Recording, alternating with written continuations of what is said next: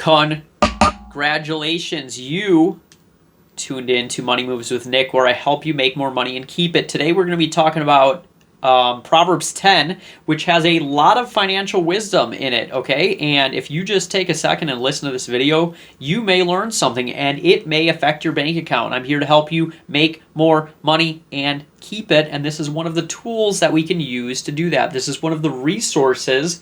This is a book that talks about money, okay? Whether you are religious or not, it doesn't matter. Let's just say, for example, whether you're religious or not, we can all agree that a Dave Ramsey book helps you get out of debt. Whether you're religious or not, maybe we can agree that a Grant Cardone book helps us to be better at real estate. If you're religious or not, the Bible and Proverbs still has financial wisdom in it that a lot of the rich people today used, okay? So let's just take a look at it and see if we can be helped, okay? So let's just have an open mind here and see what we can find out of this, because it may affect your bank account, okay?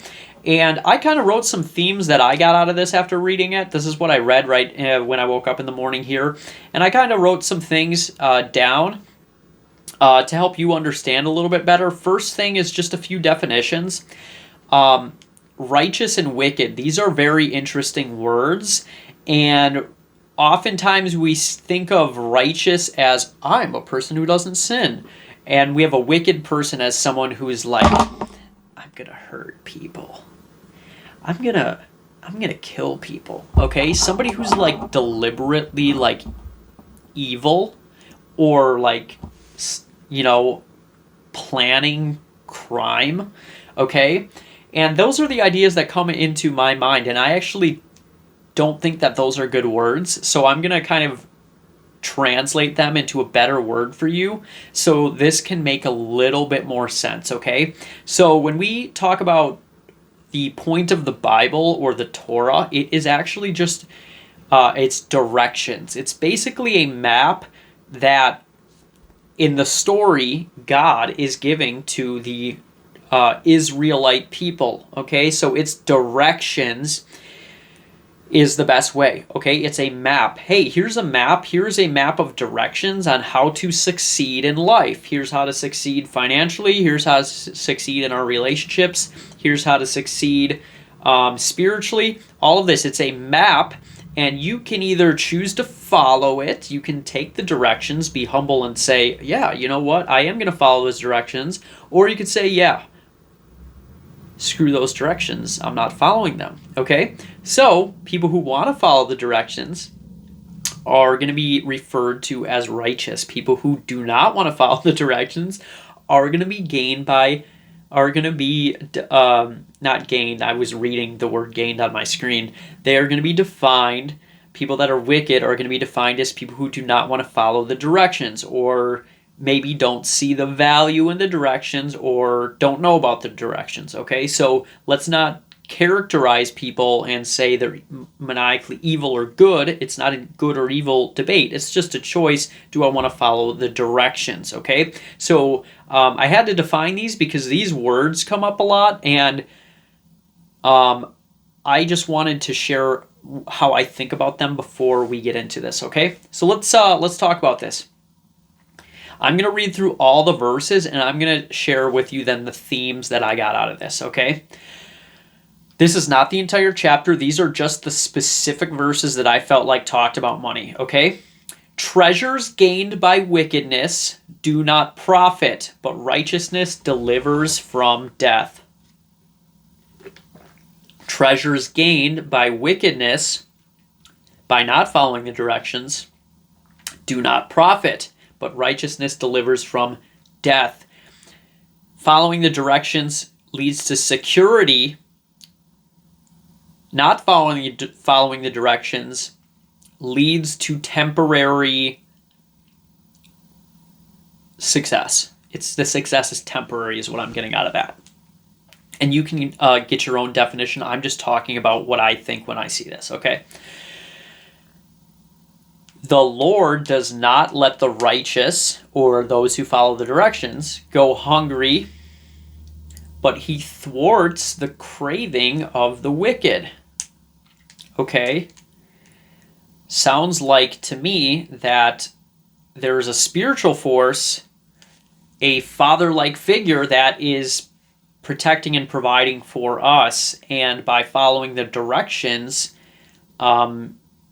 maybe it allows us to be open to blessings, okay? And by not following the directions, we no longer are eligible for those blessings. This is what I'm seeing. This one, nobody, I can assure you, nobody watching this can disagree with this. A slack hand causes poverty, but the hand of the diligent makes rich, okay? That one's like, thanks, Captain Obvious. Lazy people that are slackers end up in poverty, but the hand of the diligent makes rich, okay? Sometimes people think like the system is rigged. We're all screwed, okay? So when we focus on the system is rigged, we're all going to be broke forever. That's just not true. And if we focus on that, then it is going to be true for us, okay? But if we focus on the idea that if I work hard, I'm going to be successful. If you listen to like School of Hard Knocks or something where a lot of people are talking about making money, almost everyone says I worked really hard, okay? And I worked, being diligent to me means you take care. You have great care in what you do. All right, a child who gathers in summer is prudent, but a child who sleeps in harvest brings shame. Gathering in summer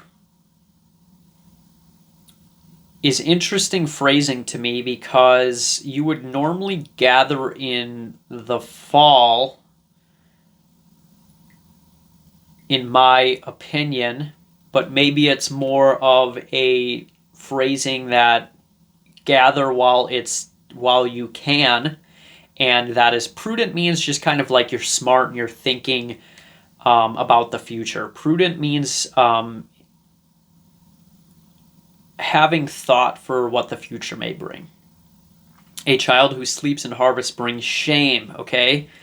So when we talk about sleeping in harvest, it's like, hey, dude, it's time to make money, and now you're being lazy. This kind of goes with the verse before it, a slack hand causes poverty. My dad, who kind of grew up from farmers things, says you got to make hay when the sun shines, all right? And so make hay when the sun shines is a Polish version of a child who gathers in the summer is prudent, okay? Make hay when the sun shines, all right? Now we have blessings are on the head of the righteous, and the mouth of the wicked conceals violence, all right? Blessings are on the head of the righteous, but the mouth of the wicked conceals violence. And I'm going to be completely honest, I don't know about that second part of the verse, but I can tell you that blessings are on the head of those who want to follow God's directions here. And what we're seeing is following directions, or maybe even you could say is morality or abiding in wisdom, that blessings follow those type of people. Okay, so blessings follow those type of people. And I'm just going to skip the second part of that verse because I don't really know anything about it. All right. The wealth of the rich is their fortress. The poverty of the poor is their ruin. Let's think about that for a second. This is great mindset. The wealth of the rich is their fortress. The poverty of the poor is their ruin. Wealth equals security. I wrote that down. What I got out of that was wealth equals security. And poverty is bad. Okay? Poverty is bad. It destroys people. Think about people that are in poverty. They are oftentimes sick. They are discouraged. They are unsafe. Not unsafe people, but they are not safe, meaning they are more easily susceptible to bad things. So it's incredibly important to make more money and keep it so that we can have more security in life, okay? So the wealth of the rich is their fortress. So it's basically saying that resources protects you and poverty screws you. Okay, so that is a very interesting thing. So sometimes people think about religious people or the Bible and think that, oh, being poor is so righteous. Okay, but that's not what this is saying. This is saying the opposite, actually. Whoever heeds instruction is on the path to life, but one who rejects a rebuke goes astray. Okay, this kind of leads to the humility part I wrote up here. But when I hear the words path to life, what I'm hearing is success. Life, you're on a path to abundance. You're on a path to, as Rihanna says, I came to win in Fly. If you guys heard that banger. To thrive, to conquer, or to win, to thrive, to conquer, to survive, I believe is the phrasing. But she came to thrive and to conquer in that song. Listen to the song, it's pretty encouraging. I came to win is some of the phrasing in that. Okay, so think about that. I want to succeed in life. I want to win and thrive. How do we do that? If we want to win and thrive, we heed instruction, but we reject rebuke. Maybe some of the things that you're hearing is contrary to your popular beliefs or to your personal beliefs right now, and you're like, I don't believe that. Okay? One who rejects a rebuke goes astray. All right, we got a couple more for you. The tongue of the righteous is choice silver. The mind of the wicked is of little worth. Okay, so we're saying we've got a little bit of a contrast here. So people who follow follow morality or follow the directions God gave is choice silver. It means that they are valuable and their words are valuable. But if somebody doesn't follow that, it's literally saying they are of little worth, which means they're not valuable. So think about this. All people are valuable in an equal sense as they're all created in the image of God, but in the marketplace, everybody is different, okay? So there are people that, from an economic standpoint, are less or more valuable, and that's why certain people get paid different amounts, okay? In the marketplace, a doctor is more valuable than a McDonald's worker from an economic standpoint. That's why they get paid more, okay? So think about that. All right, so the tongue of the righteous is choice silver. The mind of the wicked is of little worth. Okay, so it's just saying that there is economic differences, and it seems to be correlated with your morality level, or if you want to follow the directions. The lips of the righteous feed many, but the fools die for lack of sense. Okay, so once again, the tongue of the righteous is choice silver. The lips of the righteous feed many. This is abundant phrasing. Abundant phrasing, and fools or unrighteous or wicked, the way you want to put that, it's contrasting with not having abundance. It's contrasting not having abundance. So it's saying if you are righteous, you are abundant. If you are not, you almost have no value. So righteousness is almost equivalent with your value here. The blessing of the Lord makes rich, and toil adds nothing to it.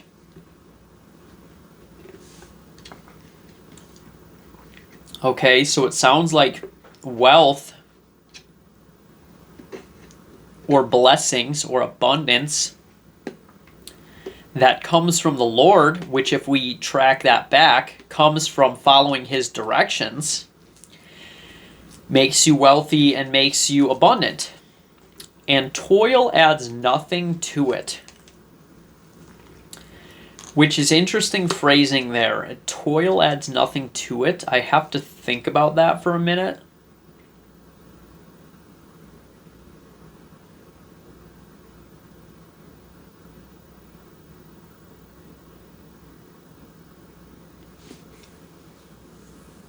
I'm going to have to think about that later. Toil adds nothing to it is a very interesting phrase. The first thought that's coming to my mind about that is that once the Lord makes you abundant, working harder doesn't make you any more abundant, is how it sounds to me. It sounds like the blessing of the Lord here is like peak success, and working hard doesn't actually add anything to it, is what I'm getting out of that. Maybe you get a different thing. You can put something in the comments about that. All right, so let's get to the next one. What the wicked dread will come upon them, but the desire of the righteous will be granted. Okay, so we have a nice contrast here, that what the wicked dread will come upon them. So they may have a fear that will happen to them. So maybe it's that they are constantly living in fear, it sounds like. It sounds like wicked are dreading stuff, and righteous people are dreamers. Righteous are dreamers that are like, man, I desire this. And wicked people are like, oh, I hope that doesn't happen. Okay, that's kind of an interesting thing, all right? So the desire of the righteous will be granted. Okay, now once again, we're going back to the same concept. You see this concept coming over and over and over again here?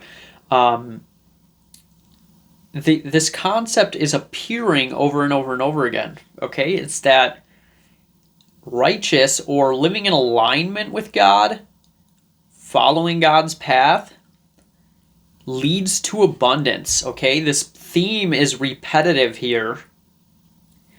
And your desires will be granted. It almost sounds like not only will you be abundant, but you will be powerful to some extent. Hey, look, I can get that. Okay? So if we focus on righteous, then our desires could be granted. Okay? That's kind of interesting. This is a good one that no one will disagree with. Like vinegar to the teeth, which I don't know what that is. And smoke to the eyes. If anyone wants to share what they think about vinegar to the teeth, I'm aware of smoke to the eyes. So are the lazy to their employers. I think we can all agree with that. You know how many managers I work with that are like, if I literally just do 5% more than my rate or what I'm expected to do, I'm like a god to them.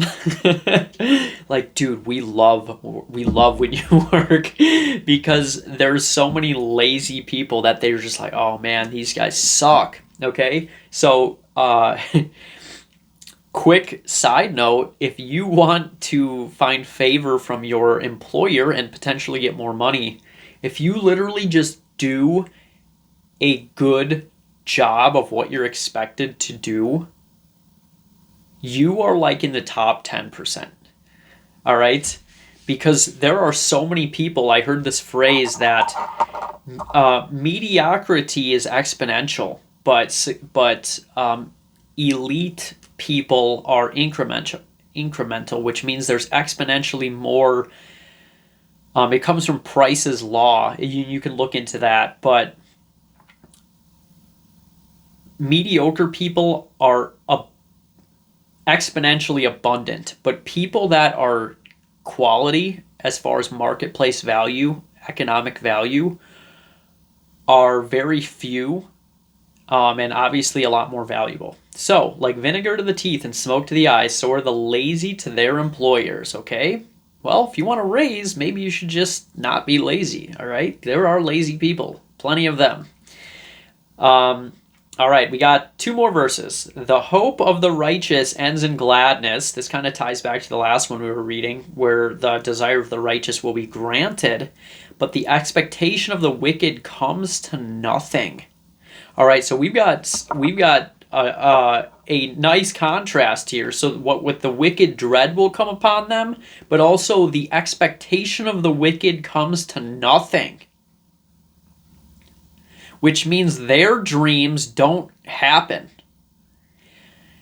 and righteous people get their dreams fulfilled, okay? So we're seeing this continuous theme here of maybe morality, abiding in wisdom, humility, following existing or God's directions, trusting God.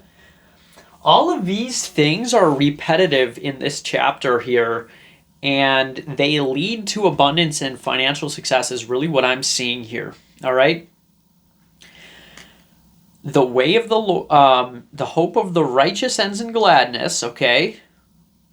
Obviously, their hope came to fruition, but the expectation of the wicked comes to nothing. Man, that sucks, dude. I really, I better start following God's directions, or else my dreams aren't going to come true. And even maybe we could also say that even if their dreams come true, that they will not end in gladness. They will feel empty and dead inside, okay? Oftentimes we hear successful celebrities say that, like, I got success and it didn't fix my problems, okay? All right, and we got one more. The way of the Lord is a stronghold for the upright, but destruction for evildoers, okay? Same contrast here. Following God's directions, security and abundance. Not following God's instructions, destruction. All right?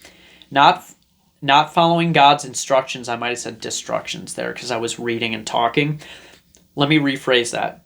Following God's instructions, which are the wisdom that's literally in this book that everybody can read for free on the internet. I'm doing it right now on I just looked up Bible on the internet. We follow these instructions, we can be successful in life financially, okay?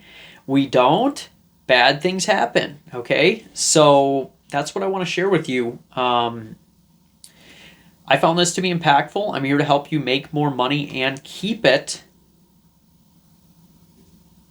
And I hope this wisdom gave you something to think about, okay? You don't have to agree with it. That's totally fine. If you don't agree with it, that's fine. But what I'm doing is giving you a resource here that you can weigh against your situation, okay? This is perspective.